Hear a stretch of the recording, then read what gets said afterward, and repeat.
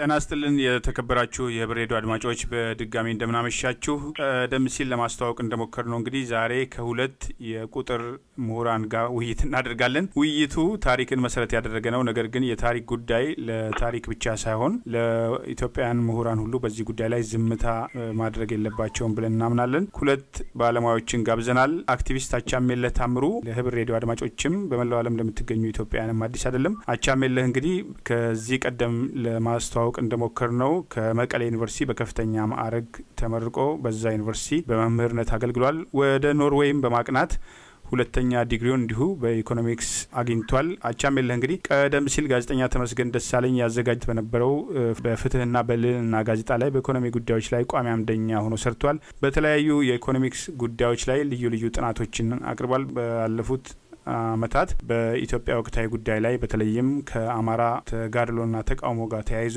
በሚነሱ አብይ ጉዳዮች ላይ የተለያዩ ወቅታዊ ጽሁፎችን በማቅረብ ይታወቃል። ሌላው እንግዳዬ ዶክተር ተሾመ ሞገሴ ከአዲስ አበባ ዩኒቨርሲቲ በሂሳብ የመጀመሪያና ሁለት ዲግሪያቸውን አግኝተዋል። ከኢስት ቴኔሲ ዩኒቨርሲቲ እንዲሁ በሂሳብ ሙያ የሁለተኛ ዲግሪያቸውን አግኝተዋል። ከኖርዝ ካሮላይና ዩኒቨርሲቲ በተመሳሳይ በሂሳብ የዶክትሬት ዲግሪ አግኝተዋል። በአሁኑ ወቅት በፍሎሪዳ ሂልስቦርን ኮሚኒቲ ኮሌጅ በማስተማር ላይ ይገኛሉ። ቀድሞ በአለም ማያና በአዲስ አበባ ዩኒቨርሲቲ በመምህርነት አገልግለዋል። በወቅታዊ ጉዳዮች ላይ እንዲሁ አድዋን ድል መሰረት አድርጎ የሚነሱ የተለያዩ ቅሬታዎችና ማጣጣሎችን መሰረት አድርገን በወቅታዊ ጉዳዮች ላይ ከሁለቱም ጋር እንወያያለን። ጤና ይስጥልኝ አቻምየለህ። ጤና ይስጥልኝ ዶክተር ተሾመ።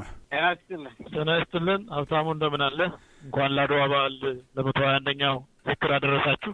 ከልብ አመሰግናለሁ። እኔም ወደ ጥያቄ ከመግባት በፊት እንግዲህ ሁለታችሁንም እንኳን ለ121ኛው የአድዋ ድል በዓል ዋዜማ አደረሳችሁ አደረሰን፣ ለመላው አድማጮቻችን ጭምር። ዶክተር ተሾመ ከእርሶ ሊጀምርና በአጠቃላይ እንግዲህ በአዲስ አበባ ዩኒቨርሲቲም በአለማ ዩኒቨርሲቲም በመምህርነት አገልግለዋል። አዲስ አበባ ዩኒቨርሲቲ እንግዲህ ከተማሪነት ጀምሮ ደግሞ ረጅም ጊዜ ቆይተዋልና በአጠቃላይ ምንም እንኳን 4 ኪሎ ቢሆንም የታሪክ ጉዳይ ለ6 ኪሎ ብቻ የሚተው አይደለምና እንዴት ነው እንደው የአድዋ በዓልን አገር ቤት ያሉ ከተወለዱበት አካባቢ ጀምሮ አድዋ ወይም ታሪካዊ በዓሎች ሲከበሩ እንዴት ነበር የምታከብሩት? እንደው የሚያስታውሱትስ እንደዚህ አይነት ተቃውሞዎች፣ እርስ በርስ መናቆሮች ነበሩ ወይ ዘንድሮ እንደምናየው? ኦኬ፣ እሺ ሀብታሙ በጣም አመሰግናለሁ። እንግዲህ ለውይይት እንዲመቸን አንተ እያልክ ጥሩ ይመስለኛል። አስተካክላለሁ። ማስተካከያ አይደለም። አሁን እንደምናውቀው የአድዋ በዓል መላው የኢትዮጵያ በዓል ነው። በዚህ ነገር ላይ ያልተሳተፈ ኢትዮጵያዊ የለም። ያልሞተ ደሙ ያልፈሰሰ አጥንቱ ያልተፈሰሰ የለም እና የሁላችንም በዓል ነው። ሁላችንም እንደ በዓላችን አድርገን ሁላችንም በአንድ አይነት እናከብረው የነበረ ነው። እንደዚህ ያለ ተቃውሞ በፊት አልነበሩም። አሁን አንዳንድ ነገሮች ይሰማሉ። እዚህ አዲስ አበባ ዩኒቨርሲቲ ሆኜ አይደለም፣ እዚህ አሜሪካ ከመጣሁ በኋላ አንዳንድ የምሰማቸው ነገሮች አሉ። አክቹዋሊ እነኚህ ነገሮች ከሌላ ጋር ኮኔክት ሊሆኑ ይችላሉ። ግን በአጠቃላይ እኔ እስከማስታውሰው ድረስ በአድዋ ድል ማይኮራ ማይደሰት ኢትዮጵያዊ አጋጥሞኛል በፊት ማለት ነው። ይሄን እናመላ ከልብ አመሰግናለሁ። እንግዲህ አቻምየለህም በከፍተኛ ትምህርት ተቋም ውስጥ አልፈሃል። በአገር ቤት በነበረው አከባበርም እንግዲህ አሁን በእርግጥ የካቲት 12 አጠገብ ሆነው ኢትዮጵያን ይሄ ሐውልት ማን ነው ሲባል የማያውቁበት ጊዜ ደርሷል። ለታሪክ በአገዛዙ በኩል እየተሰጠ ያለው ታሪክን የማሳነስ የማንኳሰስ ነገር እንግዲህ ከትምህርት ስርዓቱ ጀምሮ ትልቅ ተጽዕኖ የሚደረግበት ነውና በዛ ህዝቡ ላይወቀስ ይችላል። ነገር ግን እየተካሄደ ያለው ነገር አለ። በአጠቃላይ አቻምየለህ አድዋን ድል በአገር ቤት እንዴት ነበር የምታከብረው? እንዲህ አይነትስ ዘንድሮ እያየን እንዳለው ከቅርብ ዓመታት ወዲህ እንግዲህ እያደገ እንደመጣው ተቃውሞ ነበር ወይ? እንዴት ነበር የምታስታውሰው የአድዋ ድልና ሌሎች ታሪካዊ በዓሎች? አመሰግናለሁ ሀብታሙ አስተያየት እንዲሰጥ ስለጋበዝከኝ። አገር ቤት እኔ ሁለት የኢትዮጵያ ክፍለ ሀገሮች ወይንም ጠቅላይ ግዛቶች የአድዋን በዓል አክብሬያለሁ። አንደኛው በተወለድኩበት አካባቢ ጎጃም ነው። ሁለተኛው ደግሞ ለትምህርትና ለስራ በኖርኩበት ትግራይ ነው። ጎጃም ተወልደን ባደግንበት አካባቢ አድዋን ሁልጊዜ የምናከብረው እንግዲህ ሌላው የኢትዮጵያ ክፍል እንደሚያከብረው አብዛኛው ኢትዮጵያን የሚወድ የአያቶቹን ጀግንነት የሚዘክር ሁሉ እንደሚያከብረው ነው ስናከብር ያደግኩኝ። ምኒልክ ተወልዶ በአነሳ ጋሻ ግብር እንቁላል ነበር ይህን ጊዜ አበሻ እየተባለ ሲፈከር ሲሸለም ነው የማውቀው። በጦርነቱም ወቅት ተሳትፎ ያልነበረው ዘመድ የሌለው ብዙ የለም። ተወልጄ ካደግኩበት አካባቢ እንዲሁም በስጋም ሁሉ የምንዛመድ በየደረጃው በተካሄደው የአድዋ ጦርነት ተብሎ በአጠቃላይ በሚታወቀው 5000 የሚሆን ጦር ለምሳሌ ከጎጃም ሄዶ ንጉሥ ተክለ ሃይማኖትን በማጀብ ከአምባላጌ እስከ አድዋ በተካሄደው ጦርነት ብዙ ዘመዶቻችን ሞተዋል። መቀሌ ላይ የተደረገውን የማያንሽቲ ይሉታል በትግርኛ የሴት ውሃ ማለት ነው። ጣሊያኖች ጠጡት የነበረውን ምንጭ ከበው ያንን ምሽግ ለመስበር ብዙ ጦርነት ያካሄዱ መስዋዕት የሆኑ በስጋም በእውቅም የማውቃቸው ብዙ ወገኖች አሉ እና እነኛን እያስታወስን ነበረ ጎጃም የምናከብረው። መቀሌ ከሄድኩኝ በኋላ ታሪኩ ተለውጦ የአድዋ ድል በተለያየ ጊዜ ተጽፎም ተነግሯልም ይሄንን በሚመለከት የአንድ አካባቢ ድል ነው እየተባለ እንዲያውም የድሉ መሪና አቅኚ ፊታውራሪ ራስ አሉላ ናቸው የሚል በአጠቃላይ ይሄ አይነት ኦሪንቴሽን ያለው አከባበር ያየሁኝ ውስጤ ይደማ ነበረ። አንድ ጊዜ እንዲያውም ወደዚህ ሀገር ከመምጣቴ ምናልባትም የአድዋ 119ኛ ዓመት ክብረ በዓል ሲከበር ይመስለኛል አድዋ ላይ ዝግጅት ነበርና የአድዋ ድል ምልክቶች እቴጌ ጣይቱና አሉላ ብቻ ሆነው ያንን ሲከበር በዛ መልክ ታሪካችን ተሸራርፎ ሲከበር ሲዘከር አውቃለሁኝና በአጠቃላይ አድዋን በሚመለከት በየሄድንበት ሁሉ በተለይኛ ኢትዮጵያውያን ከሌላው የጥቁር አፍሪካ ወንድማችን አኳያ ቀና ብለን እንድንሄድ ከሰው እኩል እንደሆንን ራሳችንን እንድንቆጥር ድሃም ብንሆን እንድንኮራ ያደረገን ድንቅና ወደር የሌለው ተጋድሎ የተካሄደበት የአባቶቻችን መስዋዕትነት ውጤት ነው ብዬ አስባለሁ። ከልብ አመሰግናለሁ ዶክተር ተሾመ። እንግዲህ በሰጠኸኝ ፈቃድ መሰረት አንተ እያልኩ ቀጥላለሁ። እንግዲህ ለምንድን ነው የአድዋን ድል ተከትሎ እንግዲህ ከቅርብ ጊዜ ወዲህ የማጥላላት ድሉን የሚያሳንስ ወይም ድሉን ደግሞ በብሔር መነጽር የመከፋፈል ነገር ይታያል እና እንደው እንዲህ አይነቱ ፖለቲካዊ ምክንያት ምንድን ነው? እንግዲህ ቀደም ሲል ጠቅሰዋል፣ አገር ቤት አልነበረም እንዲህ አይነት ጉዳዮች ቀደም ብሎ። አሁን በተለይ እየገነኑ ጎልተው እንዲሰሙ እየተደረገ ነው እና የአድዋን ድል በብሔር መነጽር ከፋፍለን ማየት እንችላለን። ለምንድን ነው ይሄስ ፖለቲካዊ ምክንያት ምንድን ነው? እንግዲህ ቅድም እንዳልኩት ያው የአድዋ ድል የሁላችንም ድል ነው። ያልተሳተፈ ከምስራቅ፣ ከምዕራብ፣ ከሰሜን፣ ከደቡብ ከሁሉም አቅጣጫ መጥተው ነው ሰዎች ያንን መስዋዕትነት ከፍለው ሀገሪቷን ነጻ ሊያወጡ የቻሉ በታሪክም ዓለምን ፊት የምንከበርበትና ትልቅ የአድዋ ድል አክቹዋሊ የዓለምን ፖለቲካ ነው የቀየረው። ነጮች የበላይ ጥቁሮች የበታች እንደዚህ የሚለውን ነገር በሙሉ የቀረው ከአድዋ ድል በኋላ። ግን አሁን ስናይ የአድዋን ድል ማጣጣልና ማሳነስ ይታያል። ይሄ አክቹዋሊ ከምኒልክ ጋራ ነው የሚያያዝ አጼ ሚኒሊክ ጋራ ይያያዛል። አጼ ሚኒሊክ በዛ ጊዜ መሪ የነበሩ ሰው ናቸው። በጣም ብልህ አስተዋይና ጀግና መሪ ናቸው። ይሄን ምንም ማንም ሊክደው የሚችለው ነገር አይደለም። የተጻፈ ነው፣ እኛም የምናምንበት ነው፣ የሌሎችም የውጭ ሰዎች የሚያምኑበት ነው። ግን የአጼ ሚኒሊክ ድል ብዙዎችን አስከፍቶ ነበር። አውሮፓውያንን አስከፍቷል። ነጮች የበላይ ናቸው፣ እግዚአብሔር ሲፈጥርም የበላይ አድርጎ ነው የፈጠረን የሚለው ነገር ስላከሸፉባቸው በእነሱ ደስተኞች አይደሉም። ስለዚህ እነሱ የሚቀሰቅሱት ነገር አለ። ሁለተኛ ኤርትራውያን ናቸው። ኤርትራውያን ወንድሞቻችን በዚህ ነገር ደስተኞች አይደሉም። ምክንያቱም ሚኒሊክ ገፍተው ኤርትራን ነጻ አላወጡም ነበር። ያን የኤርትራ ሰዎች ከኢትዮጵያ ጦር ጋራ ሲዋጉ ነበር። ይሄ ኢንቴሊጀንስ ራሱ ሼር ሲያደርጉ ነበረ። ግን ሚኒሊክ በዛ ጊዜ በነበረው ሁኔታ ምናልባት በኋላ ልንመጣበት ይሆናል፣ በነበረው ሁኔታ መሄድና መቀጠል አልቻሉም። ብዙ ሰው አልቆባቸው ነበር። ድንቅ ጉዳይ አለ። የተለያዩ ነገሮችን መጥቀስ ይችላለን። ግን ያ እነሱ ስለማያስደስታቸው የተለያየ ነገር ሲጽፉት ታነባለ። በጣም የሚያስቁ ነገሮች፣ አንዳንዶቹ በጣም የሚያናድዱ ነገሮች ከኤርትራውያን በኩል ይመጣሉ። እነሱ በዛ ደስተኛ ስላልሆኑ ማለት። ሶስተኛውና ዋነኛው ግን የሚመጣው ከህወሓት እንደሚያወሩት እነሱ አላማቸው ትግራይን ማስገንጠል ነበር። እነሱ ደርግ ደስተኛ ስላልሆን ነው ጫካ የገባ ነው ይላሉ። ግን በደርግ ምክንያት አይደለም ጫካ የገቡት እነሱ 17 ዓመት ታግለን የገባ ነው ብለዋል። ደርግ 17 ዓመት ነው የቆየው። ስለዚህ የእነሱ ወደ ጫካ መግባትና የደርግ በስልጣን መኖር የማይገናኙ ነገሮች ናቸው። ምክንያት አይደለም ማለት ነው። እነሱም የማያወሩት ነገር የለም። ስለዚህ በዛ ምክንያት ይመስለኛል ይሄ ነገር ከኢትዮጵያዊ ድል ወደ ፖለቲካነት ተቀይሯል እና በዛ ምክንያት ነው ይሄ ነገር የመጣው ብዬ ነው ማለት። ከልብ አመሰግናለሁ። አቻሜልህን ቀደም ሲል ለመጥቀስ ሞክሬያለሁ። በታሪክ ጉዳይ ላይ እንደው ትልቁ ነገር የታሪክ ማስረጃዎችን መሰረት ያደረጉ ክርክሮች አይደለም እየተደረገ ያለው እና ፖለቲካዊ ጉዳዮች ናቸው። ማጥላላትም የመጣው ከቅርብ ጊዜ ወዲህ እያደገ የመጣ ነው እና የአድዋን ድል እያጥላሉ መምጣት እንደው በብሔር አይን እየከፋፈሉ ለማየት መሞከር ምንድን ነው ፖለቲካዊ አንድምታው? ይሄን ለመታዘብ ይችላል? ወዳጄ ዶክተር በተናገሩት ላይ አንድ አስተያየት ልላክልና ወደ ጥያቄ መመለስ ልግባ። ኤርትራኖቹ የሚለው ምናልባት ሻዕቢያና ጀብሃ በሚል መስተካከል ቢችል፣ ምክንያቱም ብዙ ጀግና ኤርትራውያን ለኢትዮጵያ ደማቸውን አፍሰዋል፣ ለዳር ድንበራችን ታግለዋል። እነ አስፋው ወልደ ሚካኤል እነ ሎሬንሶ ታዛዝ አይነትን ሰዎች ስናስብ ምናልባት ኤርትራዊ ብሎ አጠቃላይ እንትን ለማድረግ እንትን እንዳንል ብዬ አስባለሁ።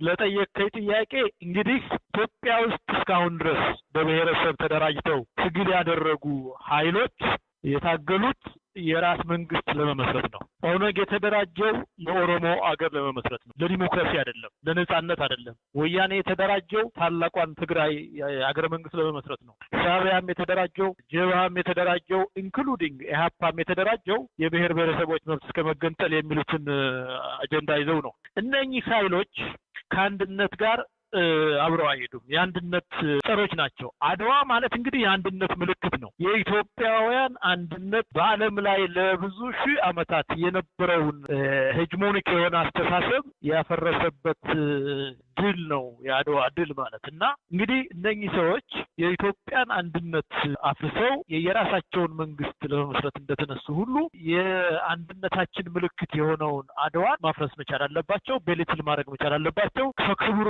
አውርደው እንዳልነበረ እንዲያውም ዛሬ አድዋ ጦርነት ማለት በሁለት ቅኝ ገዢዎች በጣሊያንና ምኒልክ በሚባል ቅኝ ገዢ መካከል የተደረገ ትግል አድርገው የሚያቀርቡ ሁሉ የፖለቲካ ተንታኞች ነን የሚሉ የግራ ፖለቲከኞች ተፈጥረዋል በሀገራችን። ስለዚህ ይሄ ሁሉ የታሪክ ብረዛና ክህደት ቅድም እንዳልኩ የተነሱለትን የራስ ሀገር የመመስረት ዓላማ ሌጂቲማይዝ ለማድረግ የሚደረግ ነው። ሁለተኛ የአድዋ ድል ማለት የኢትዮጵያ ኔሽን ስቴት ኔሽን ሁነስ መገለጫ ማሳያ ነው። እነኚህ የግራ ኃይሎች አጼ ምኒልክ ወረሩ ይላሉ፣ ቅኝ ገዙ ይላሉ። ነገር ግን ያ ኢትዮጵያ በዘመነ መሳፍንት ተከፍላ የነበረችዋን አገር አንድ ባያደርጉ ኖሮ ዳግማዊ አጼ ምኒልክ ኢትዮጵያ ቅኝ ትያዝ ነበር፣ አድዋ አይኖርም ነበር። ስለዚህ የአድዋ ድል የአጼ ምኒልክን አገር አንድ የማድረግ ዘመቻ ትክክለኛነት የሚያሳይ ነው። ስለዚህ ይሄንን በሌትን ለማድረግ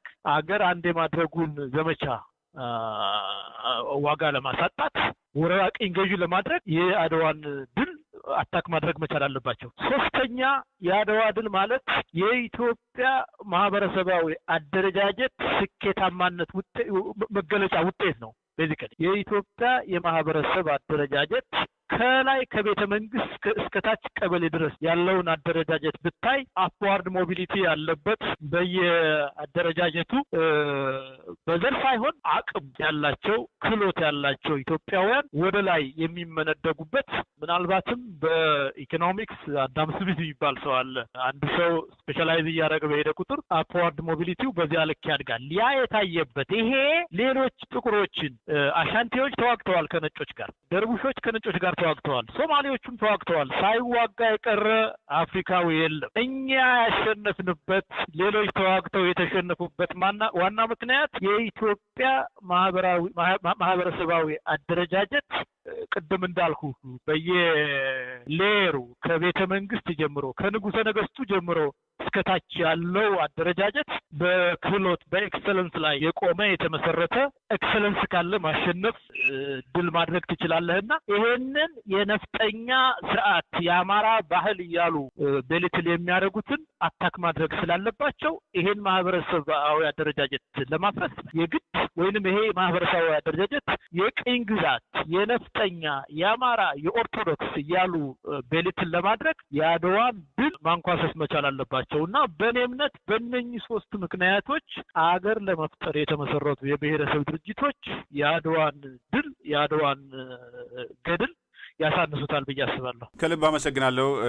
ዶክተር ተሾመም ቀደም ሲል ጠቀስ ስለማድረግ ሞክረሃል። እንግዲህ ብዙ ኤርትራውያን እዚህ ጋር በደንብ መጥቀስ ያስፈልጋልና ቀደም ሲል አቻሜልህም አንስተዋልና ኤርትራውያን ለእናት ሀገራቸው የተጋደሉ ቀደም ሲል ባድዋ ጊዜም በኋላም በማይጨው ጊዜ ከማይጨውም በኋላ እንግዲህ ኤርትራ ወደ እናት ሀገሯ እንድትቀላቀልም ትልቅ አስተዋጽኦ ያደረጉ ብሔራዊ ጀግኖች ኤርትራውያን አሉ።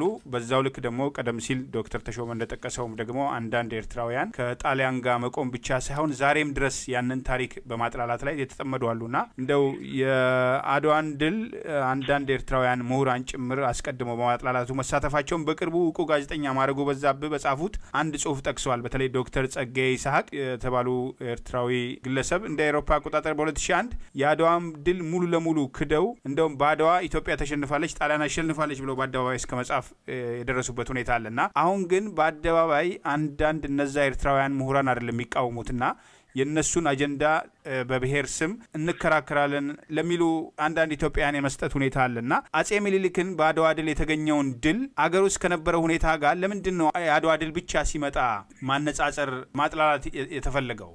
አጼ ምኒልክን አስተዳደር ብዙ ጊዜ ሌሎች ሀገሮች በታሪካቸው ውስጥ ያለውን በጎም ሆነ መጥፎ እንደየ ሁኔታው ነው የሚያነጻጽሩት የሚያሳዩት እና አድዋ ድል በመጣ ቁጥር ሆን ተብሎ ለምንድን ነው በሀገር ውስጥ አጼ ምኒልክ ሰርተዋል የሚባለው በማያግባቡ የታሪክ ጉዳዮች ላይ እርስ በርስ እንድንናቆር የሚደረገው? ዶክተር ተሾመ ያው በተለይ እነዚህ ብሔረሰብ ድርጅቶች ያው አላማቸው ቅድምም አቻሜል በደንብ እንደተናገረው አላማቸው አገር መፍጠር ነው። ስለዚህ ምንድነው ማድረግ የሚፈልጉት ያለውን ማንነትህን አሳጥተው አዲስ ማንነት መፍጠር ነው ይፈልግ እና ያንን ለማድረግ ደግሞ አሁን ይሄ አንድነቱን ያመጣው ዩኒፋይንግ ፊገር ሚኒሊክ ስቶሪ እና አጼ ሚኒሊክ ካጥላላ አገሪቷን በቃ ማንነት ታሳጣታለህ። ማንነት የሌለው አገርና ሕዝብ ደግሞ አዲስ የፈለከውን ማንነት ዝም ብለህ አምጥተህ ልትጭንበት ትችላለህ። አሁን እየሆነ ያለው ነገር ይሄ ነው። ለምሳሌ በአንዳንድ በኦሮሞ ወንድሞቻችን ብንመለከት በኢትዮጵያ የነገስታት ታሪክ ውስጥ በአብዛኛው ያሉ ነገስታቶቻችን ከኦሮሞ ብሔረሰብ ጋር በአንድ በተለያየ በሌላ መንገድ የተያያዙ ናቸው። እንደውም በመሪነት ብልህ መሪዎች ናቸው፣ አስተዳደር ይችላሉ የሚባሉ ናቸው የኦሮሞ መሪዎች እና ኢትዮጵያ ሀገራቸውንም የሚወዱ ናቸው። እንደው የሩቁም ብንተወው እንኳን ኮሎኔል መንግስቱን እንመልከት። ያጠፉት ብዙ ጥፋት አለ። በዚህ ዘመን በእሳቸው ዘመን ቴክኖሎጂውም አድጓል፣ የመገናኛ ብዙሃኑም አድጓል፣ ብዙ ነገር ሆኗል። በዛው ያጠፉት ጥፋት በጣም ብዙ መጥፎ ጥፋት አጥተዋል። ግን በሀገር ጉዳይ ላይ ከመጡ ኮሎኔል መንግስቱ ምንም የማይነቃነቅ አቋም ነው ያላቸው። መንግስቱ ኃይለማርያም ኦሮሞ ናቸው አይደለም እና እንደዚህ ያሉ ነገሮች እንዲህ ያሉ የማይሆኑ ውሸቶችን እየተናገር ትውልዱን ማንነት እናሳጣውና አዲስ የፈለግከውን ማንነት ትጭንበታለህ። የብሔረሰብ ድርጅቶች የሚፈልጉት ይሄንን ነው። ቅድም እንዳለው ወንድሜ እርግጥ ነው ሁሉም ኤርትራውያን አይደሉም። በተለይ እነኚህ የፖለቲካ ፍላጎት ያላቸው ኤርትራውያን ናቸው። ግን አብዛኛው ኤርትራዊ አክቹዋሊ ደስተኛ አልነበሩም። ሚኒሊክ ነጻ ቢያወጣቸው ደስተኞች ነበሩ ያን ጊዜ። የህወሓት ነገር ደግሞ የታወቀ ነው። ህወሓቶች በስልጣን ለመኖር መጀመሪያ የትግራይን ህዝብ አይደንቲቲ ማጥፋት አለባቸው። አይደንቲቲውን ለማጥፋት ደግሞ ሚኒሊክን ማጥፋት አለብን። ሚኒሊክ ምንም እኮ ይሄ የታወቀ ነገር ነው። ሚኒሊክ መርቶ ነው አይደለም እንደ አድዋ ላይ ድል የተገኘው። ከዛ በኋላ አድዋ ላይ የሉላንና እቴጌ ጣይቱን ፎቶ አቁመህ የሚኒሊክን አለማቆም ማለት ምን የሚያስተዛዝብ ነው። ግን እነሱ የሚፈልጉት አዲስ ትውልድ ለመፍጠር ማንነቱን የማያውቅና ወደ ፈለግከው አድርገህ ወደ ፈለግከው አቅጣጫ የምትመራው ትውልድ ለመፍጠር ስለሆነ አድዋ በመጣ ቁጥር አድዋን ማጥላላት አለብህ። ዝም ካልክ ያ አይደንቲቲ ተመልሶ ይመጣል። ህዝቡ ያንን ያውቃል፣ ስለ ታሪኩ ያውቃል፣ ስለ ማንነቱ ያውቃል። ስለዚህ በቃ አታክ ማድረግ አለብህ በየጊዜው። በተለይ ሚኒሊክ የሚያወሩትና የሚናገሩት ነገርና የእሳቸው ማንነት ስታይ ምንም የማይገናኝ ነው። አንዳንድ ጊዜ ይደንቀኝና ይሄ ነገር አለ እንደ ብዬ ሄጄ ኢንተርኔት ላይ ጎረጎርና ወይ መጽሐፍ አነብና አለው። ግን ምኒልክ በጣም ብልህ፣ በጣም አስተዋይ መሪ ናቸው። ዘመናዊ መሪ ናቸው። ለምሳሌ እቴጌ ጣይቱ ስትመለከት እቴጌ ጣይቱ የራሳቸው ጦር አላቸው። በዛ ዘመን ሴቶችን ወንዶች እንዴት አድርገው እንደሚያዩቸው እናውቃለን። ኢቨን አሁን በዚህ ወቅት ኢትዮጵያ ውስጥ ሴቶችና ወንዶች ያላቸው ብታነጻጽረው ወንዶች ሴቶችን ዶሚኔት ያደርጋሉ። በዛ ጊዜ ግን ምኒልክ ለጣይቱ ጦር እንድትመራ እሷም አላሳፈረቻቸውም። ያ ብቻ ሳይሆን በቤተ መንግስት ውስጥ ራሱ ትልቅ ቦታ ነበር። እስኪ ዛሬ እንመልከት። ማን ነው እስኪ ከእኛ መሪዎች ለሴት ሚስቱ እንደዛ እድል የሚሰጥ? መንግስቱ ኃይለማርያም፣ ወይዘሮ ዋንቺ ቢሻው አይተናቸውም አላቸው። ያው የአቶ መለስ ዜናዊን ባለቤት በሌብነቱ ካልሆነ ምንም ሲሳተፉ አናይ። የኃይለ ሥላሴ ሚስት ማን እንደሆኑ እንኳን በደንብ አናውቅም። እቴጌ መነን ያው በታሪክ ካላጠናን ማለት ነው። በዛ ዘመን ግን ምኒልክ ለሴቶች እንኳን በዚህ ዘመን የማይታሰበውን ነገር በዛ ዘመን ያሰቡ መሪ ናቸው። ግን ያው ትውልዱ 24 ሰዓት ሙሉ በማይሆን አቅጣጫ እየመሩት ስለሆነ ታሪኩን አያውቅም እና አድዋ በመጣ ቁጥር ያንን ነገር ያነሱ የማይሆን ነገር እየተናገሩ አትሊስት እነሱ የተወሰነ ጊዜ እንዲቆዩ ሊያደርጋቸው ይችል ይሆናል። ግን እውነት ተደብቆ አይቀርም፣ መውጣቱ አይቀርም እና ለዛ ይመስለኛል ለራሳቸው የፖለቲካ ፍላጎት ሲሉ ነው አፄ ምኒልክንና አድዋ ድል በሚከበርበት ጊዜ እንዲሁ መልሰው መላልሰው የሚያጠቁት ለማለት ፈልግ። ከልብ አመሰግናለሁ። አቻሜልህ እንግዲህ ጥያቄውን ላለመድገም በተለይ አንዳንድ ወገኖች ለኦሮሞ ሕዝብ እንቆረቆራለን የሚሉ አንዳንድ ወገኖች አድዋ ድል በመጣ ቁጥር እንደው አንዳንድ የታሪክ ጉዳዮችን እያነሱ ሆን ተብሎ ነገሮችን ወደፊት የመግፋት ጉዳይ አለ። ከዛ በፊት ግን አሁን ምሳሌ በማያግባቡ እንግዲህ አንዳንድ ጊዜ በቂ የታሪክ ማስረጃ በማይቀርብባቸው ጉዳዮች ላይ አንዱ ሌላ ይላል፣ ሌላው ይላል። በዚህ ጉዳይ ላይ መስማማት የለም። እንደውም ቀደም ሲል ጠቅሰዋል። እንግዲህ ህወሓት ትግራይ ውስጥ በርካታ ፋብሪካዎችን ሲከፍት ለእኛ ግን የተቆረጠ ጡት የያዘ እጅ ያለበት ሐውልት ገነባልን ብለው የኦሮሞ አክቲቪስቶች ወጥተው እስከ መናገር የደረሱበት ሁኔታ አለ። እንዲህ አይነት ወቅት ላይ ግን የአድዋን ድል ሆን ተብሎ በማጥላላት ጉዳይ ላይ ሌሎች እንደዚህ አይነት ጉዳዮች ላይ የማይቀርቡበት ሁኔታ አለ። በቂም የታሪክ ማስረጃ ቀርቦ ክርክሮች የማይደረጉበት ሁኔታ አለ። እንግዲህ ቀደም ሲል መጥቀስ ይቻላል። በእውቀቱ ስዩም ያወጣው መጽሐፍ ላይ በግልጽ በተለይ አርሲ ውስጥ ስለተደረገው ጦርነት የአይን እማኞች የሆኑ የታሪክ በጊዜው ኢትዮጵያ ውስጥ የነበሩ የታሪክ ባለሙያዎችን ጠቅሶ መጽሐፍ ጽፏል። እኔ እንደውም ትልቅ ክርክር ይደረጋል የተባለው የዛን ጊዜ ነበር እና ያንን መጽሐፍ መሰረት አድርጎ የለም እናንተ የምትሉት ነገር ውሸት ነው ወይም እነዚህ የሚሉት ውሸት ነው፣ በጊዜው በነበረው ሁኔታ ውስጥ እንዲህ አይነት ጭፍጨፋ እንዲህ አይነት ወንጀል ተፈጽመዋል ብሎ አደባባይ ወጥቶ እንግዲህ የተናገረ የለም። እንግዲህ ሌላው ቀርቶ በዚህ የፈጠራ ድርሰት አንዱ የሚታወቀው ኤርትራዊው ተስፋዬ ገብረአብም ወጥቶ ምላሽ አልሰጠም እና ለምንድን ነው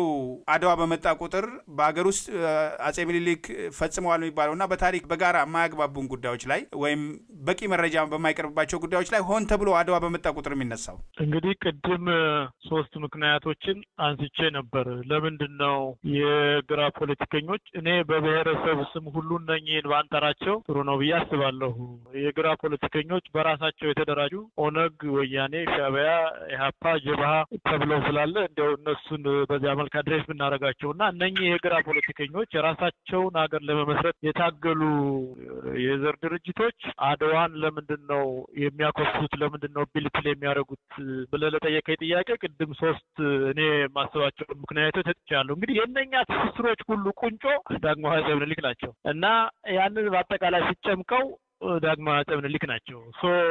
እሳቸው የዚያ የግራ ፖለቲከኞች የጥቃት ማዕከል የሚሆኑበት ምክንያት ይሄ ነው። ሌላ ብዙ ጊዜ የታሪክ ሰዎች የኛ የታሪክ ሰዎች በተለይ ይሄ ኢትዮጵያንስት የሚባሉ የታሪክ ሰዎች የሉ። እነሱ አለመኖራቸው የነሱ ዝምታ ፕሮፌሽናል ሂስቶሪያንስ ማለት ነው የነሱ ዝምታ እነኚህ የዘር ድርጅቶች የግራ ፖለቲከኞች ኤክስትሪምሊ ኢኔብልድ እንዲሆን አድርጓቸዋል ብዬ አስባለሁ። ማንም የሚፈልገውን እየቀፈቀፈ ታሪክ ነው እያለ ትውልድ ሲያስተምር እነኚህ የኢትዮጵያ የታሪክ ባለሙያዎች የሉ። 1-2 ብለን ልንጠቅሳቸው የምንችል የሉንም ብዙዎቻችሁ እንደምታውቁት እና የነኚህ ዝምታ እነኛን ኤክስትሪምሊ ኢኔብል አድርጓቸዋል።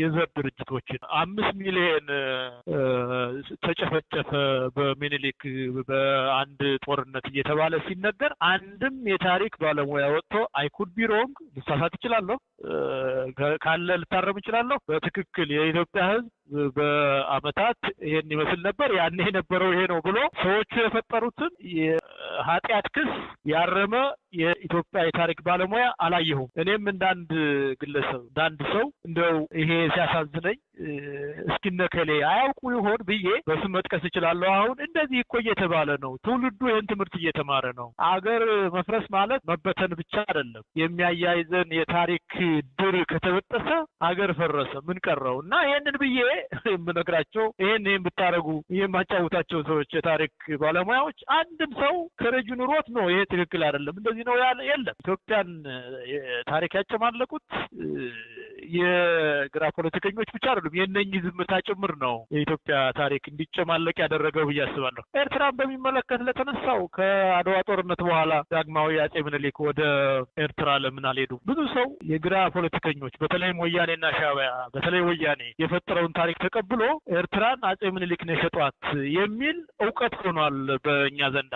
ኤርትራ አጼ ምኒልክ ንጉሠ ነገሥት ከመሆናቸው በፊት በጣሊያን ቁጥጥር ስር ነበረች። ከዚያም አልፎ የመረብ ስምምነት የሚባል አጼ ዮሐንስ ከሞቱ በኋላ አሉላና መንገሻ ከጣሊያኖች ጋር ተስማምተው ከመረብ ማዶ ያለውን አገር በአጠቃላይ ውሰዱ፣ ለጠላታችን ለምኒልክ እንዳንገብር እንጂ የፈለገው ይሁን፣ የትግራይን አገር መንግስት እንድንመሰረት ብቻ አግዙም ብለው ከመረብ ማዶ ያለውን አገር በአጠቃላይ ለጣሊያን የሰጡ ከውጫሌ ስምምነት በላይ አልፈው ራስ አሉላና መንገሻ ናቸው። ይሄንን ብዙ ሰው አያውቀውም። የሚወቅስ ዳግማዊ አጼ ምኒልክ በውጫሌ ስምምነት ኤርትራ ጣሊያን ከኤርትራ ለቃ ስትወጣ ባህረ ነጋሽ በኋላ ኤርትራ የሆነው ወደ ኢትዮጵያ እንደምትመለስ በስምምነቱ ላይ ተጠቅሷል። ይሄንን ደግሞ እንደ ስህተት ሰሩ እንኳን ቢባል ዳግማዊ አጼ ምኒልክ ስህተት ሰሩ እንኳን ቢባል እሳቸው የሰሩትን ስህተት ቀዳማዊ አጼ ኃይለ ሥላሴ አስተካክለዋል። አክሊሉ ሀብተወልድ ያንን ሁሉ ዘመን የፈጀ ድርድር አድርገው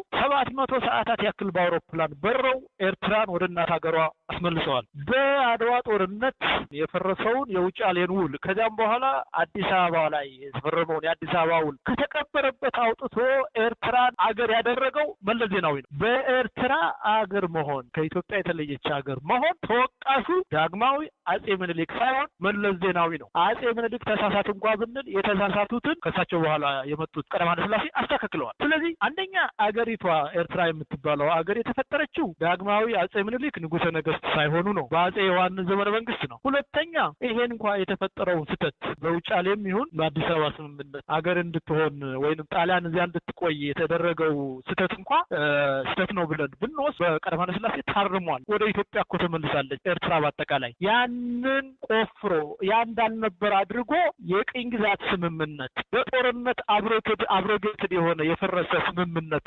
ከተቀበረበት አውጥቶ ኤርትራን እንደ ሀገር እንድትቆጠር ከዓለም ሁሉ ቀድሞ ደብዳቤ የጻፈ መለስ ዜናዊ ነው እና መለስ ዜናዊ ደግሞ ህወሓት ነው። ይሄንን ወንጀሉን ለማጥፋት በዳግማዊ አጼ ምኒልክ ላይ ኤርትራን ሸጡ ብሎ የኃጢአት ክስ መዝራት ማስተማሩ የማይጠበቅ አይደለም እና ይሄንንና ተመሳሳይ በዚያ አካባቢ ያለውን በፖለቲካ የተበላሸውን ታሪካችንን የታሪክ ባለሙያዎች ወጥተው ቢያስተምሩ አሁን መድረክ ላይ ያለውን ኢንጌጅመንት ቢቀላቀሉ ብዙ ሸክማችን ይቀለናል ብዬ አስባለሁ። ሀብታሙ ከልብ አመሰግናለሁ። ዶክተር ተሾመ እንግዲህ በተለይ ቀደም ሲል ጠቅሰነዋል እና እኔ እንኳን ማንሳት የፈለኩት ብዙ ጊዜ አሁን ከቅርብ ጊዜ ዓመታት ወዲህ በተለይ የአድዋ ድል ሲነሳ አንዱ የማጥላላት ዘመቻ ከኦሮሞ ህዝብ ጋር አያይዞ ታሪክ ልክ ኦሮሞን እንደ ማጥላላት ተደርጎ የሚቆጠርበት ሁኔታ አለ። በእርግጥ አሁን አንዳንድ የኦሮሞ ምሁራን ምንም እንኳን በዘር ለመከፋፈል ቢሞክሩም የአድዋን ድል ያንን ትንሽ ለማቀዝቀዝ የሚሞክርም ሁኔታ አለ እና በአጠቃላይ አድዋን ማሞገስ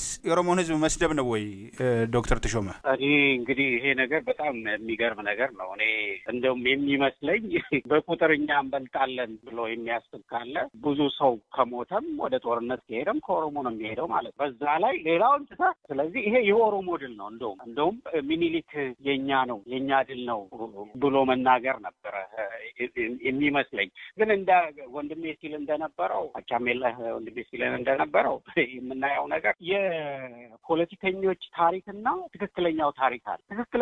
ትክክለኛውን ታሪክ ሰዎች የታሪክ ሰዎች ወጥተው አልናገር ብለዋል። ስለዚህ ፖለቲከኞች የፈለጉትን አይነት ታሪክ ፋብሪኬት እያደረጉ ነው የሚናገሩት። አድዋ ግን የዓለሙን ፖለቲካን የቀየረው ቅድም ብለናል። በዓለማችን ውስጥ ያለ ህዝቡ ጠቅላላ ወይ በቀኝ ግዛት ተገዝቷል ወይም ቀኝ ግዛት ገዝቷል። እንደዛ ነው። ኤዥያም ውስጥ ዩሮፕ ውስጥ ኢስተርን ዩሮፕ ውስጥ እርስ በራሳቸው ነው የራሽያ ዛር ነው አብዛኛውን እዛ አካባቢ የገዛው። ሌሎቹ ደግሞ እርስ በራሳቸው ተገዛዝተዋል። እዚህ ሰሜን አሜሪካም ሆነ ደቡብ አሜሪካም ኤዥያም ውስጥ ሁሉም ወይ ተገዝቷል ወይ ገዝቷል። ኢትዮጵያን አልገዛችም፣ አልተገዛች። ይሄ የሆነው እንግዲህ በሚኒሊክ ነው። እንደገና ደግሞ የሁላችን ውጤት በመሆኑ ነው። እንግዲህ የጥቁር ህዝቦች የዓለም ህዝቦች ኩራት የሆነ ነገር እንዴት ነው ለኦሮሞ ኩራት? ይሄ ኦሮሞዎች የሚሉት አይደለም። እንግዲህ ኦሮሞ ሪፕሬዘንት ሳያደርጉ ኦሮሞ እያልን ነው። አይ ቲንክ ብዙ የልብ ሰጥተናቸው የማይሆን ነገር እንዲናገሩ የምናደርጋቸው እንጂ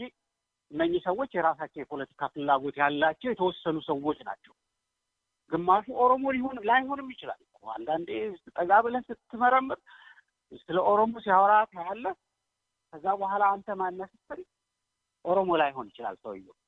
ኦሮሞም ይሆንሽ የራሱ የፖለቲካ ፍላጎት ኖሮት አዲስ ነገር ፈጥሮ በኦሮሞ ላይ ኢምፖዝ የሚያደርግ ከሆነ የኦሮሞ ታሪክ ነው የሚል ከሆነ ያ ሰውዬ ተቀባይነት ያለው ነገር አይደለም የሚያደርገው። ስለዚህ ይሄ ነገር እንዳልኩት የጥቁር ህዝቦች ኩራት ከሆነ እንዴት ነው የኦሮሞ ኩራት የማይሆን? በቀደም እንደተባባልነው እኮ የኦሮሞ ነገስታት በቀጥታ ነገስታቶቻችን በአብዛኛው ከኦሮሞ ጋር የተያዙ ናቸው እና በኢትዮጵያዊነታቸው ከሁሉም የተሻለ መኩራት የሚገባቸው እንደውም እነሱ ናቸውና እነኚህ የፖለቲከኞች የፖለቲካ ፍላጎት ስላላቸው ነው። ስለዚህ አድዋን ማክበር በምንም አይነት ቢሆን ኦሮሞን ማክበር ነው። የኦሮሞንም ታሪክ ከፍ ማድረግ ነው። የኦሮሞን ብቻ ሳይሆን የኢትዮጵያ ህዝብ ሁሉ። ነገር ግን ለፖለቲከኞቹ አይመችም። እነሱ የፖለቲካ ፍላጎት አላቸው። የፖለቲካ ፍላጎታቸውን ለማስፈጸም ደግሞ አዲስ አይነት ታሪክ መፍጠር አለባቸው። አዲስ ታሪክ አምጥተህ ህዝቡ እንዲቀበል ከፈለግ ያለው የህዝቡ የነበረው ማንነት ማጣት አለብህ፣ አዲስ ማንነት ለመፍጠር። ስለዚህ የማይሆን ነገር ይናገራሉ። ግን የኛ የታሪክ ሰዎች በኢትዮጵያ ታሪክ ላይ እንኳን ባያጠኑ አጥንተው ነገሩን መናገር ይችሉ ነበር። አሁን ባለፈው ዶክተር ኃይሌ ላሬቦ እንግዲህ ወጥተው ተናግረዋል። የተወሰነ ነገር የሚያስቀይም ብለዋል አይደለም ይላሉ። ግን በአብዛኛው 99% የተናገሩት ነገር በጣም ጥሩ ነው። በጣም ብዙ ሁላችንም ትምህርት ያገኘንበት ነው። እንደዚሁ የታሪክ ሰዎች ስለዚህ ያጠኑ ሰዎች እየወጡ ቢናገሩ እውነት ይታወቃል። ስለዚህ አድዋ ኦሮሞን ያከብረዋል እንጂ አያሳንሰው። ይሄን ለማለት ከልብ አመሰግናለሁ። አቻም የለህ እንደው ጥያቄ ሀብታሙ እዚህ ላይ ልጨምር አንድ ነገር። እሺ፣ አንዳንድ የግራ ፖለቲከኞች ይሄንን አሁን ያነሳነውን ወንድሜ አስተያየት በሰጠው ላይ አስተያየት ሲሰጡ ባለፈው እኔም አንድ ነገር ጽፌ ነበር። የአድዋ ድል የኦሮሞ ፈረሰኞች ድል ነው የሚል። እውነት ነው። የአድዋ ድል የኦሮሞ ፈረሰኞች ድል ከሆነ ሀገር አንድ የማድረግ ዘመቻውም የኦሮሞ ፈረሰኞች ድል ነው። እነኚህ ሰዎች የአድዋን ድል የራሳቸው ድል አድርገው ሊቀበሉ ይፈልጋሉ። ምክንያቱም እነሱ እንደሚሉት የኦሮሞ ፈረሰኞች ድል ስለሆነ። ለምሳሌ አርሲና ሀረር ተካሄደ የሚሉትን ጦርነት ግን የሚኒሊክ ጭካኔ መገለጫ አድርገው ይወስዳሉ። አድዋ ላይ ያሸነፉት ናቸው አርሲና ሀረር ላይ ጦርነት ያደረጉ የኦሮሞ ፈረሰኞች። ኦኬ። ስለዚህ እዚያ አካባቢ መሪውም ኦሮሞ ነው፣ ወታደሩም ኦሮሞ ነው፣ ሀረርም ብትለው አርሲም ብትለው። ስለዚህ ኦሮሞ ከኦሮሞ ጋር ነው ጦርነት ያደረገ። ይሄ ደግሞ የቅኝ ግዛት ሳይሆን የጭቆና እንደው እንትን ካልከውም ነው ሊሆን የሚችል እንጂ የቅኝ ግዛት የጭቆና ማነው የቅኝ ግዛት የኮሎናይዜሽን ሊሆን ሲያሸንፍ ይሄ ዓለም የሚያውቀውን የምንኮራበትን የምንመሰገንበትን የኦሮሞ ስቲል አሁንም የኦሮሞ ፈረሰኞች እየመሩት በተካሄደው አርሲና ሀረር በተካሄደው ጦርነት ግን የሚኒሊክ ሊሆን አይችልም። አትሊስት ይሄ ፋላሲ ነው፣ የሎጂካል ፋላሲ ያመጣል። ይሄንን እንግዲህ ከሁለቱ አንዱ መምረጥ ሊኖርባቸው ማለት ነው። እንደኚህ ሰዎች ወይ አድዋ ድል ያድል አይደለም ብሎ ኮንደም ማድረግ አለባቸው። አድዋ ድል ግን የኦሮሞ ፈረሰኞች ድል ነው ካሉ አርሲና ሀረርም የተካሄደው ኦሮሞ ፈረሰኞች ያካሄዱት ጦርነት የእርስ በርስ ጦርነት ነው። ምናልባትም ጦርነት ተብሎ ሀረር ላይ የተካሄደው አሁን አንደኛ ከኦሮሞ ጋር የተደረገ ጦርነት አይደለም። ጦርነትም የሚባል አይደለም፣ ኢንሲደንት ነው የሚሉት። እንዲያውም ብጥብጥ 30 ደቂቃ ያልሞላ ምን ያህል ሰው ጠፋበት፣ ተጨፈጨፈ ብለው የፖለቲካ ታሪክ እንደፈጠሩ ሁላችሁ የምታውቁት ይመስለኛል። እና አሁን ጥሩን የመውሰድ መጥፎውን ለሌላ የመስጠት ዝንባሌ ደግሞ አዲስ እየመጣ ያለ እያየ ነው ያለ ዝንባሌ ሆኗል። ይችን ለመጨመር ነው። ያው የአድዋ ድል እንግዲህ ከኢትዮጵያን አልፎ የመላው ጥቁሮች ህዝቦች ኩራት ድል ነው። ኢትዮጵያውያን በጋራ ነው እንግዲህ መስዋዕትነት የከፈሉበትና ቀደም ሲል በተለይ ዶክተር ተሾመም ጠቀስ አድርጎታል። ብዙ ጊዜ እንግዲህ ትውልዱ የአድዋን ድል በአግባቡ በአጠቃላይ ታሪኩን በአግባቡ እያከበረ ነው ወይ? እንግዲህ የትምህርት ስርዓት ውስጥ እንግዲህ ቀደም ሲል በዩኒቨርሲቲ ደረጃ እንኳን ታሪክ የኢትዮጵያ ታሪክ ይሰጥ ነበር። በኋላ ለሁሉም ተማሪዎች የሚሰጥበት ሁኔታ እንዲቀር አድርጓል ህወሓት። በዝቅተኛ ባሉ ትምህርት ቤቶች ደግሞ ያ እንደው ቅንጦት ነው የሆነው እና ዛሬ ትውልዱ የካቲት 12 ሰማዕታት ሐውልት አጠገብ ሆኖ ይሄ ማን ነው ሲባል የማያውቅበት ደረጃ እየደረሰ ያለበት ሁኔታ አለና ትውልዱ እነዚህ የፈጠራ የፖለቲካ ታሪኮችን ከእውነተኛ ታሪኮች ለመለየት ታሪኩን መመርመር ማወቅ የለበትም ወይ? በዚህ ረገድ አቻሜለህ እንግዲህ አንተስ የምትሰጠው አስተያየት አለ ወይ? እንደዚህ ትውልድ አባል ትውልዱ ታሪክን ሊመረምር የሚችል እንግዲህ መሰረታዊ የሆነ የታሪክ እውቀትም ሲኖር ማንበብም ከቻለ ነው። ዛሬ ላይ የኢትዮጵያ ታሪክ የሚጻፈው በግራ ፖለቲከኞች እና በፕሮፓጋንዲስቶች ይሄንን አንብቦ ነው እንግዲህ የኛ ትውልድ ታሪክን የሚያውቀው። ከዚህ የተለየ ቅድም እንዳልኩት በፕሮፌሽናል ሂስቶሪያንስ የተጻፈ ታሪክ በተለይ ይሄ የተፈጠረውን ውሸት በሚመለከት ያንን ለማስተካከል የተደረገ ጥረት የለም እና ቢያነብም ወጣቱ የሚያገኘው እንደው ታሪክ ላገላብጥ ብሎ ጎግል እንኳን ሲያደርግ የሚያገኘው ኦነግ የጻፈውን ነው ወይ ወያኔ የጻፈውን ታሪክ ነው የሚያገኘው እና የማንበብ ፍላጎት እንኳን ቢኖር የኢትዮጵያን ታሪክ የሚማርበት እውነተኛውን ታሪክ የሚማርበት እድሉ በጣም ያነሰ ነው። ምክንያቱም እንዳልኳችሁ የሚነበበው ታሪክ ተብሎ የቀረበው ከኢትዮጵያ ተለይተው ተነጥለው የራሳቸውን መንግስት ለመመስረት የተደራጁ የፖለቲካ ኃይሎች የፈጠሩት ፖለቲካ ታሪክ ስለሆነ እና በአጠቃላይ እኔ መቀየር አለበት ብዬ የማስበው ታሪክ ምሁራኖቻችን ዝምታ መሰበር መቻል አለበት። ያ ካልተሰበረና ወጥተው እስካሁን ድረስ ባለፉት 42 ዓመታት በእነኚህ የግራ ፖለቲከኞች የተጣመመውን የኢትዮጵያ ታሪክ እስካላስተካከሉ ድረስ ትውልዱ አንባቢ ትውልድ እንኳን ቢፈጠር የእነኚህ የግራ ፖለቲከኞች የፖለቲካ ታሪክ ሰለባ ከመሆን አይዘልም ባይ። ከልብ አመሰግናለሁ ዶክተር ተሾመ። እንግዲህ ቀደም ሲል ጠቀስ ለማድረግ ሞክረሃል። ይሄ የፖለቲካ ፍላጎትን በታሪክ ጉዳዮች ላይ መጫን፣ አዲስ ታሪክ የመፍጠር ጉዳዮች አሉ። ሌላው ደግሞ እንግዲህ የታሪክ ጉዳይ ለተወሰኑ ሰዎች ብቻ የመተው ነገር፣ ምሁራን ትችትን ፈርተው ስድብን ፈርተው ዳር ቆመው ነገሩን የማየት ጉዳይ አለና ኢትዮጵያውያን ምሁራን እንዲህ አይነት ኢትዮጵያውያን በጋራ መስዋዕትነት የመሰረቱትን ታሪክ የማጥላላት ጉዳይ ሲመጣ፣ ሌሎች እንዲህ አይነት ጉዳዮች ሲመጡ ዝምታን የመምረጥ ጉዳይ አለና ኢትዮጵያ ምሁራን በዚህ ረገድ እንደው ኃላፊነት የለባቸውም ወይ? እንግዲህ ቀደም ሲል ጠቅሼዋለሁ። ዛሬ ሁለታችሁም ኢኮኖሚክስ እና በሂሳብ በራሳችሁ መንገድ ስኬት ያገኛችሁ ኢትዮጵያውያን ናችሁ። ነገር ግን ታሪክም ደግሞ አብሮ የሚነሳበት ሁኔታ አለና ምሁራን በዚህ ረገድ እንደው ዝምታቸውን መስበር የለባቸውም ወይ? ወቅታዊ ጉዳዮች ላይ በተለያዩ ታሪካዊ ጉዳዮች ላይ እንደው የራሳቸውን አስተያየት መስጠት የለባቸውም ወይ? ልክ ነህ በጣም ሀብታው። ይሄ ነው አንድ አሁን እኮ አስቸጋሪ ነገር የሆነውም እኛም እኔና ቻሜለህ ምናልባት በሌላ ጉዳይ እንጂ በዚህ ነገር ላይ ላንጠየቅ እንችል ነበር። የታሪክ ሰዎች ወጥተው እውነት አሁን ቢናገሩ ማለት ነው። ብዙ ምሁራን አሉ በኢትዮጵያ ታሪክ ላይ ባይሰሩ እንኳን አጥንተው ማግኘት የሚችሉ ሰዎች፣ አቅሙ ያላቸው ሰዎች፣ ሙያው ያላቸው ሰዎች አሉ። ግን እነኛ ምሁራን ወጥተው መናገር አለባቸው። ሀገር ብትጠፋ ሁሉም ሰው ነው የሚጎዳው። ሁላችንም ሀገር አልባ ነው የምንሆን። ስለዚህ ምሁራኖቻችን ኢትዮጵያ ሕዝብ እኮ እየተራበ እየተቸገረ ነው ሁላችንንም ያስተማረ። ሳይማር ነው ያስተማረ ብዙ ጊዜ እንደሚባለው ማለት ነው። እሱ እየተራበ እየለመነ በእሱ በሚከፍለው ቀረጥ ነው የተማርነው ሁላችን። ስለዚህ ሁላችንም ኃላፊነት አለብን። አባቶቻችን ሞተው ወጥቶ ቀላሉን ነገር መናገር ግን በጣም ቀላል ነገር ነው። ህዝብ ያስተማረንን ነገር መልሶ መስጠት ማለት ነው። እንደምናየው ታሪክ ሰዎቻችን እየተናገሩ አይደለም። ምሁራኑ በአብዛኛው ሰው ነው የሚቸገረኝ ብሎ ነው አንገቱን ቀብሮ ቁጭ የሚለው። እኔ ለማን እንደሚሰጥ አላውቅም። አባቶቻችን ሞተው ያስረከቡን ነገር እኛ ተቀብለን ለሚቀጥለው ትውልድ ማስተላለፍ አለብን። ያንን ለማስተላለፍ ደግሞ ትውልድ መቅረጽ አለብን። ዛሬ አንተ ኢትዮጵያዊነታችንን ብናምን ነገ ኢትዮጵያዊነቱን ማምን ትውልድ ሊመጣ ይችላል። ዛሬ ካላስተማር ነው ማለት ነው። ስለዚህ ሁሉም ሰው ኃላፊነት አለበት። አንዳንዶቹ ምሁራን ያው ጫካ የሚገቡ አሉ፣ ምንም አጥተው ሳይሆን ኃላፊነታቸውን ለመወጣት ማለት ነው። ታዲያ እዚህ ሀገር ውስጥ ተቀምጦ እውነተኛው የሆነውን ነገር መናገር፣ መጻፍ፣ ትውልዱን ማስተማር የሁሉም ሰው ግዴታ ነው እና እነኚህ ግራ ዘመን ፖለቲከኞች የውሸት ሂስትሪ ራሱ እየፈጠሩ ውጤታማ የሆኑትም እኮ መናገር ያለባቸው ሰዎች ስላልተናገሩ እና የሁሉም ሰው ኃላፊነት ነው ማለት ነው። ሁላችንም ብንናገር ኖረው ምናልባት እነኚህ ሰዎች ራሱ ውጤታማ አይሆንም ነበረ። ሀገራችንም እንደዚህ እርስ በራሱ የሚጣላ ትውልድ የሚጣላ ብሔረሰብ አይኖርባትም ነበር። ስለዚህ የሁሉም ሰው ኃላፊነት ነው። ሁሉም ሰው ኃላፊነት አለበት። በኢትዮጵያ ውስጥ የተማረ ሰው ሁሉ ኢትዮጵያ እኮ ያስተማረችን ለዚህ ጊዜ በምትቸገርበት ጊዜ ኢትዮጵያ እንድንደርስ እንዲደርስላት ነው እንጂ ኢትዮጵያን የምታክል ድሃ ሀገር አስተምራ ሌላ ሀገር ሄደን እንድንሰራ አይደለም። እነሱ አቅም አላቸው፣ ማስተማርም እኛን ማድረስም ይችላሉ። ግን ኢትዮጵያ እንደዛ ያለ አቅም የላት እና ኃላፊነቱን አልተወጣም። አብዛኛው ምሁሩ ተደብቆ ተቀምጧል። እኔ የሚቸገረኝ አይነት ነገር ነው። አንዳንዱ ምን የሚቸገረኝ ብቻ ሳይሆን እንደው ስታየው በቃ የሆነ ነገር ከተናገረ የሚሞት ነው የሚሉና ይሄ ትክክል አይደለም ለማለት ፈልጌ ነው። ማደረግ ያለበት ሁሉም ሰው ኃላፊነቱን መወጣት አለበት ለማለት ፈልጌ ነው። አቻሜለህ እንግዲህ ያው ጥያቄውን አልደግመውም። አንተም በዚህ አጋጣሚ ለምሁራን እንግዲህ ዋናው እንዲህ አይነት አስቸጋሪ ሁኔታ ሲፈጠር እውነተኛውን ታሪክ ከውሸተኛው ለፖለቲካ ዓላማ፣ ለፖለቲካ ፍላጎት፣ ሌሎች የራሳቸውን ዓላማ ለማሳካት ከፈጠሩት እንዲለይ ምሁራዊ ክርክር ለማድረግ ቀርቦ መነጋገር፣ ቀርቦ ማስረዳት ያስፈልጋል እና ስድብ፣ ትችት እየፈሩ ወይም ከማህበረሰብ ነጠላለው ወይም ገኖ የወጣውን ኃይል ብቻ በማየት ወደ ጎን የመሆን ሁኔታ አለና በዚህ አጋጣሚ እንደው አንተስ በበኩል የምታስተላልፈው መልእክት ካለ እድል ልስጥህ።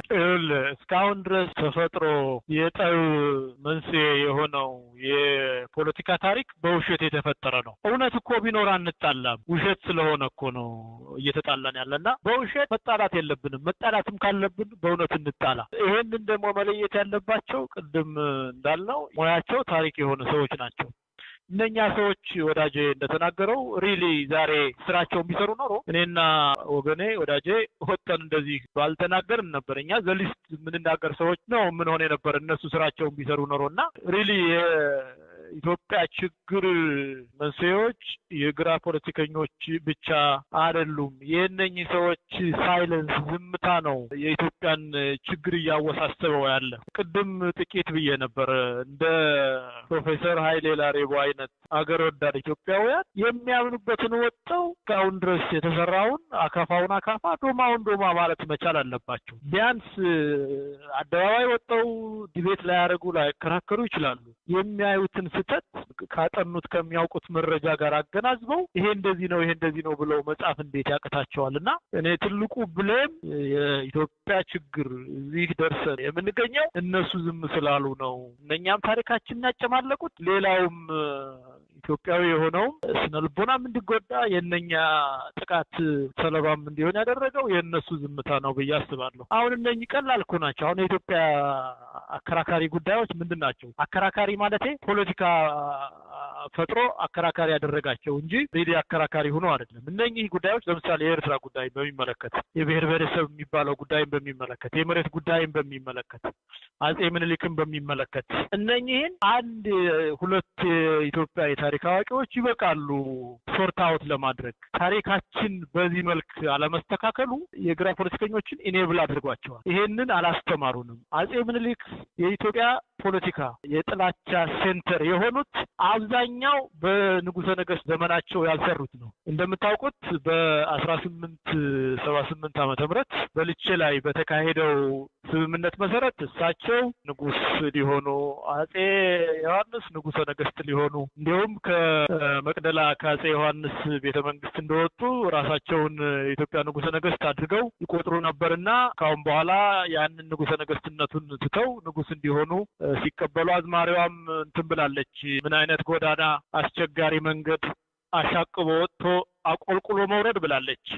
ንጉስ ሆነው ንጉስነታቸውን ሲቀበሉ በንጉስነታቸው በልቼው ስምምነት መሰረት ከአጼ ዮሐንስ ከንጉሠ ነገሥቱ የተቀበሏቸው ትእዛዞች አሉ። አንደኛው የአባቶቻችንን ሀገር ኢትዮጵያን የፈረሰችዋን ኢትዮጵያ አንድ ማድረግ፣ ወደ ደቡብ የተደረገውን ዘመቻ ዛሬ አጼ ምኒልክ እየተባሉ የሚወቀሱበት አጼ ምኒልክ ሳይሆኑ አጼ ዮሐንስ በነበሩበት ዘመን፣ ምኒልክ ግን ንጉስ በነበሩበት ዘመን የሆነ ነው። የአርሲ የተካሄደው ጦርነት ይባል ጨለንቆ የተካሄደ ጦርነት ይባል ያንን እንዲያደርጉ የታዘዙት በአጼ ዮሐንስ ነው። በ78 የተደረገውን የልቼውን ስምምነት ልታዩ ትችላላችሁ። በዚያ ስምምነት በሞቱበት አካባቢ ሁሉ ቤተክርስቲያን እንዲያሰሩ ተስማምተዋል። ይሄን አድርግ የግዴታ ነው ይሄን ማድረግ አለብህ ተብለውና ንጉሠ ነገሥቱ ታዝዘው ያደረጉትን ሁሉ አጼ ምኒልክ ጥፋት ሆኖ ዛሬ እሳቸው የኢትዮጵያ ፖለቲካ የጥቃት ማዕከል ሆነዋልና አትሊስት እስኪ መቼ ነው አጼ ምኒልክ አጼ ከሆኑ በኋላ የትኛውን ጦርነት ነው ያደረጉ? ንጉስ ሆነው የትኛውን ጦርነት ነው ያደረጉ? ምንድነው የተከሰተው? ይሄንን የፖለቲካ ሰዎቻችን መለየትና ትውልዱን ማስተማር ቢችሉ የታሪክ ሸክማችን የሚቀል ይመስለኛል። ከልብ አመሰግናለሁ። እንግዲህ ይሄ በዚህ ውይይትም ላይ እንኳን ቀደም ሲል በመግቢያችን ለመጥቀስ ሞክሬያለሁ። ፖለቲካዊ ጉዳዮች ናቸው የበላይ የሆኑ ያሉትና ማያግባቡትም። ለዛ ነው እንግዲህ ሌሎች ኢትዮጵያውያን ምሁራንም በጉዳዩ ላይ አስተያየት መስጠት አለባቸው ብለን የምናምነው። ምናልባት በዚህ ውይይት እንኳን ቅሬታ ያለባቸው ወገኖች ቢኖሩ አሁን ከቅርብ ጊዜ ወዲህ እያደገ የመጣው እንግዲህ ይሄ የአደባባይ በማህበራዊ ሚዲያው ላይ የሚሰሙት አጸያፊ አስተያየት አቀራረቦች ዋናውን ጉዳይ የሚፈቱ አይደሉም እና እንደው በአጠቃላይ ልዩነት እንኳን ካለ ረጋ ያለ ውይይት ማድረግ የታሪክ ምሁራንም በተለያየ ወገኖች ያለው እንግዲህ በዚህ በኩል ያለውንም እደግፋለሁ የሚል በዛ በኩል ያለውንም እደግፋለሁ የሚል መሰረታዊ የረጋ ውይይቶች ማድረግ ለትውልዱም ይጠቅማልና ዶክተር ተሾመ እንደው በዚህ ረገድ በተለይ ከቅርብ ጊዜ ወዲህ ማህበራዊ ሚዲያው ላይ እየታዩ የሚመጣው እንግዲህ አንዳንዶቹ አገዛዙ ስፖንሰር ያደረጋቸውና ሌት ተቀን ኮምፒውተር ላይ ተጥደው የልዩነት ሀሳብ አንዴ ሲፈልጉ ኦሮሞ ይሆናሉ፣ ሲፈልጉ አማራ ይሆናሉ፣ ሲፈልጉ ሌላውን ይሆናሉ። ደሞዝተኛ ተሳዳቢዎች አሉ። እነሱ አንድ ጉዳይ ነው። ሌላው ግን የዚህ ሰለባ የሆነው ኃይል እንደው የረጋ ውይይት እንዲያደርግ በዚህ አጋጣሚ የምትሰጠው አስተያየት ካለ እድል ስጥህና በዚህ ውይይትም የማይስማሙ ወገኖችን ቢኖሩ እኛ በራችን ክፍት ነው። ሌሎችንም መጥተው አስተያየት እንዲሰጡ እድል እናመቻቻለን። በዚህ ረገድ የምትሰጠው አስተያየት ካለ እድል ስጥህና እንሰናበት። ኦኬ፣ እሺ፣ ልክ ነህ በጣም። አሁን እኔ በዚህ ፌስቡክ ላይም አንዳንዴ እገባለሁ፣ አንዳንዴም የራሴን ሀሳብ ለመስጠት እሞክራለሁ። እንደምናየው ከሆነ በተለይ እነዚህ ኦሮሞ ነኝ ብለው የሚመጡ ሰዎች ሁለት አይነት ናቸው። እውነተኛ ኦሮሞ አለ፣ እውነተኛ ያልሆነ ኦሮሞ አለ። ማለት ቅድም እንዳልከው ደሞዝተኛ ማለት ነው። ከዛ ውጪ ደግሞ ይህንን የግራ ፖለቲካ ወንድሜ እንዳለው የፈጠሯቸው ውሸተኛን ታሪክ ተቀብሎ እውነት ነው ብሎ ተቀብሎ የሚሄድ ሰው አለ። እውነቱን ለመናገር ከሆነ አብዛኛው ምሁር ነው፣ ማንበብ ይችላል፣ መጻፍ ይችላል ማለት ነው። ይሄንን እንግዲህ መጽሐፍና ማንበብ የሚችል ሰው ደግሞ ገብቶ ማንበብ ይችላል። ኢንተርኔት ላይ ቢሆን መጽሐፍ ላይ ማንበብ ይችላል። በእርግጥ ነው አሁን ቅድም ወንድሜ ሲለው ነበር፣ አቻም የለ ሲለው የነበረው በጣም የሚገርም ነገር ነው። ጉግል ለማድረግ ስትገባ በአብዛኛው የምታገኘው ኦሮሞ ብለህ ስትገባ የግራ ፖለቲከኞች የጻፉት ነገር ነው ታገኘው። ያንን የምታነብ ከሆነ አሁንም የተሳሳተ ፖለቲካ ነው ግንዛቤ የምትወስደው ማለት ነው። ግን ከዛ ውጭ ያሉትን እውነተኛ ታሪኮችን ፈልፍሎ ማግኘት መቻል አለበት። ያም ባይሆን ደግሞ ለምሳሌ ልዩነቶች ቢኖሩ ምንድን ነው እሱ ስለ አንዱ ወገኑ የሚያስጠይፍ ነገር አንድ ሰው መናገር የለበት። በቃ ተከባብሮ መነጋገር ይቻላል። የማንኛውም ሀገር ታሪክ ሲነሳ በኃይለኞች ናቸው። ኃይለኞች እያስገበሩ ነው ሀገር የሚፈት። ማንም ተነስቶ በቃ ትፈልጋላችሁ ወይ ሪፍራንደም እናርግና ወደኛ መግባት ትፈልጋላችሁ፣ በእኔ ግዛት ስር ለሆን ትፈልጋላችሁ እናትፈልጉም ብሎ የሚነሳ መንግስት የለም። ሁሉም በኃይለኞች የተፈጠሩ ሀገሮች ናቸው። ሀገሮች በሙሉ እንደዛ ነው የተፈጠሩት። የኢትዮጵያው ስትመለከት ግን በጣም ለየት ይላል። ወንድሜያቻም ራሱ እንኳን ሲናገረው እንደነበረው ምንድን ነው እሱ ያሉት አፄ ምኒልክ የነገስታት ንጉስ ነው የተባሉት። ስለዚህ ዶክተር ኃይሌ ያሌቦም እንኳን ሲሉት ነበረ የእኛ ጦርነት እንኳን ቢደረግ ጦርነቱ ለማስገበር ነገስታትን ለማስገበር ንጉሶች የየአካባቢው ንጉሶች አሉ። አፄ ምኒልክም የሆኑ ማንኛውም የኢትዮጵያ ነገስታት ሄደው የራሳቸውን ሰው አይደለም የሚሾሙት፣ የራሳቸው ወገናቸውን በስጋ የሚዛመዳቸውን ሳይሆን የአካባቢውን ሰው ነው የሚሾሙት። ስለዚህ ማስገበር ነው እንጂ በኃይል መጨፍለቅ አይደለም የተያዘ። እንደ ያንንም የማይስማማቸው ከሆነ ችግር የለውም መነጋገር። የታሪክ ሰዎችም ወጥቶ መናገር አለባቸው። የታሪክ ሰዎችም አልናገርም ቢሉ እንኳን የተጻፉ ነገሮች አሉ፣ እነሱም ማንበብ፣ እነሱም አከራካሪ ቢሆኑ መነጋገር ብንችል እንዲ በቃ አይን ላፈር እኮ ነው የተባባልነው። በእርግጥ ይሄ በህብረተሰቡ ያደረገው ነገር አይደለም። መላው ህብረተሰብ ስናይ አማራውም ይሁን ኦሮሞውም፣ ጉራጌውም ይሁን ደቡብ ሰው ይሁን ሁሉም የአፋሩም ሆነ ሶማሌው ኢትዮጵያ ውስጥ ስንመለከት በአንድ ላይ ነው የሚኖረው፣ ተከባብሮ ነው የሚኖረው። እንዴት ሀገራችን እንደምንኖር እናውቃለን። ሰላምታ እንኳን ስንሰጣት ዝቅ ብለን ራሳችንን ነው ሰላምታ የምንሰጣቸው። ግን አሁን ፖለቲከኞች እና እነኚህ ተከፋዮች የማህበራዊ ሚዲያውንም አበላሽተውታል። ግን የኛ ድክመት ነው ይመስለኝ። ለእነኚህ ሰዎች እድል ባንሰጣቸው ኖሮ ሌላው ሰው በብዛት ሊናገር ኖሮ እነኚህ ተሳዳቢዎች ተለይተው ይወጣሉ። ከዛም በኋላ የሚፈልጉትንም አያገኝም ነበሩ። ስለዚህ በሲቪሊቲ መነጋገር ይቻላል፣ መከራከር ይቻላል። አይን ላፈር ልንባባል የምንችል ሰዎች አይደለም። የአንድ ሀገር ሰዎች ነን። በሁሉም ነገር በደምም በስጋም የተሳሰርን ሰዎች ነን። በታሪክም የተሳሰርን ሰዎች ነን። ወደድንም ጠላንም አንድ ሀገር አለን፣ አንድ ታሪክ አለን። አንዳንዱ ታሪካችን ደስ ላይል ይችላል፣ አንዳንዱ ታሪካችን ደስ ሊል ይችላል። ሁሉም ግን የኛ ታሪክ ነው። የምናንቋሸው ከሆነ ያን ራሳችን ከሚገባ በላይ የምናከብረው ከሆነ እኛው ራሳችንን ነው የምናከብረው። ያለንን ነገር ተቀብለን ወደፊት መሄድ ነው። መበጣበጥ የሚፈልጉ ሰዎች እነሱ ስለፈለጉ ብቻ መበጣበጥ የለብንም። ስለዚህ መነጋገር እንችላለን፣ መደራደር እንችላለን። እንትና አይደለም የኢትዮጵያ የሆነ ሁሉ ያገባኛል የሚል ብሎ መነጋገር፣ በማህበራዊ ሚዲያው መስተዳደቡን ትደስ መነጋገር። የሚስተዳደቡ ሰዎችን ብዙዎቻችን በሲቪሊቲ የምንነጋገር ከሆነ እኮ እናስወጣቸው እንችላለን።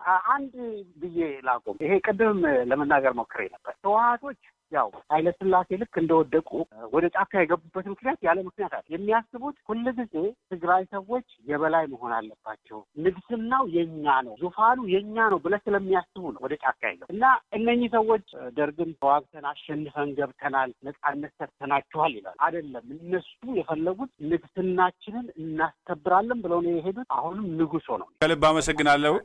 እዚህ ላይ አንድ ነገር ልጨምር። ቀጥላ ቻሜለ።